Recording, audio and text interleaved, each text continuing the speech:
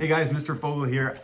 Sometimes students will say, Mr. Fogel, when are we ever going to use any of this in real life? Like, this is not going to help me in the real world. And I am really excited because today is all about looking at real world problems that are happening in your life every day and turning them into equations. So let's get started with a couple example problems. Example 1. You have D dollars in your bank account, then you spend $20 at the movie theater. Hey, Brett. Yeah? Aren't these supposed to deal with real life? This is real life. But all movie theaters are closed. Okay, I'll just go to the next one.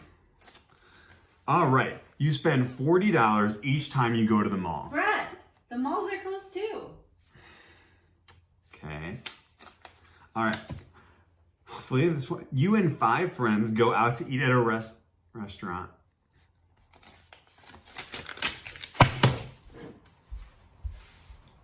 All right, guys, today's focus is writing equations from real world problems, and we're gonna use what we know about writing expressions from real world problems. So first problem, Mr. Fogel spends 3 hours each day playing video games. How many total hours does he play video games after D days?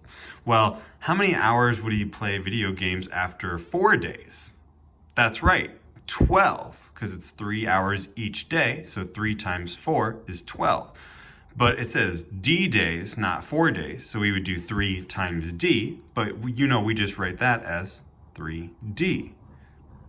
So let's look at this next problem. Mr. Fogel spends 3 hours each day playing video games. He wants to know how many days it would take him to play 39 hours of video games. What equation can Mr. Fogel use to find D, the number of days it will take? So it's very similar to the last one. He still plays 3 hours of video games each day, and D still represents the number of days. So we still use 3D, but they want to know how long it will take him to play 39 hours. So that means 3D equals 39. And then we can solve that by, so this is multiplication, you know that we would do the opposite. So you would divide both sides by 3, and we get D equals 13. So it would take him 13 days to play 39 hours of video games.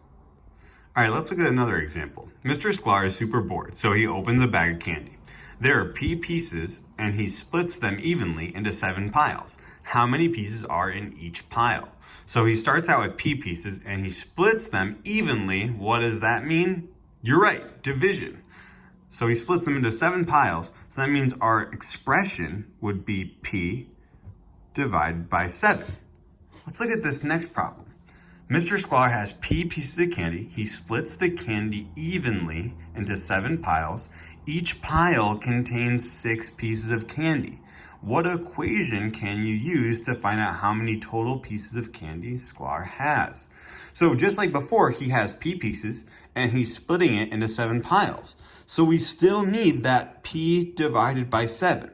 And when he divided that candy into 7 piles, there were 6 pieces in each pile. So that means P, when you divide it by 7, gives you 6 pieces in each pile.